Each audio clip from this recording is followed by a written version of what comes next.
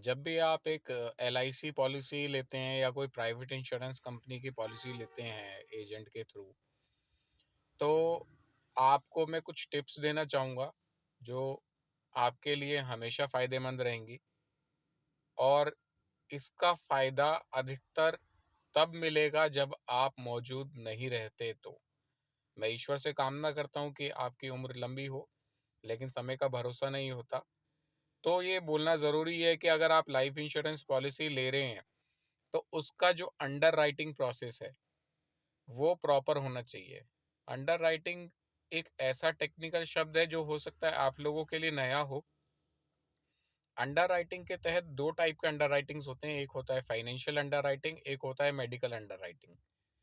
तो आप पॉलिसी लेने के लिए एलिजिबल हैं या नहीं, और अगर आप एलिजिबल हैं तो किस अमाउंट तक आप पॉलिसी ले सकते हैं। क्या आपकी पॉलिसी फॉर्म के अंदर वो सारी डिटेल्स डाली गई हैं जो डालनी चाहिए थी एक एजेंट को? कहीं वो कोई कोई भी डिटेल चूक तो नहीं गई है पॉलिसी फॉर्म में डालते वक्त?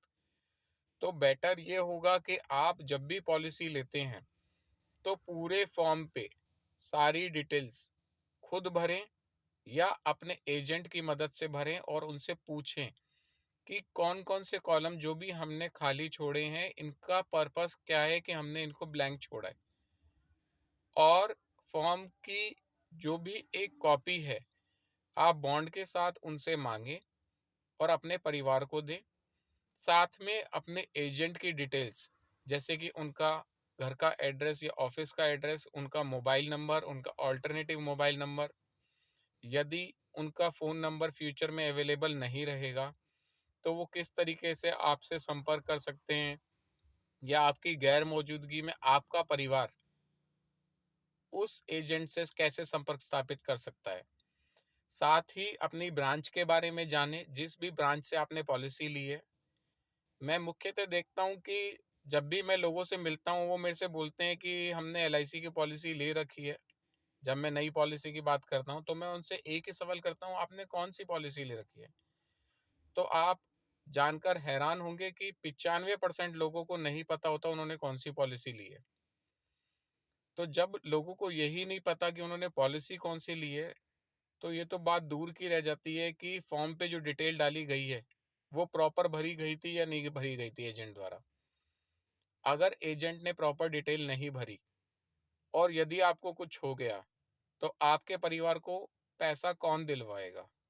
तो इस जानकारी के लिए अपने एजेंट साथी से संपर्क करें और जानें कि आपकी पॉलिसी के ऊपर फॉर्म जो लगाया गया था उसकी कॉपी मिले मुझे।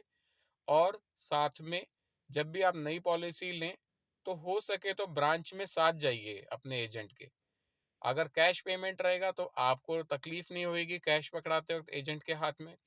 अगर चेक पेमेंट भी होगा तो आपको कम से कम ये समझने का मौका मिलेगा कि जो आप पॉलिसी ले रहे हैं, वो आपके परिवार के हित में है या नहीं है। Thank you.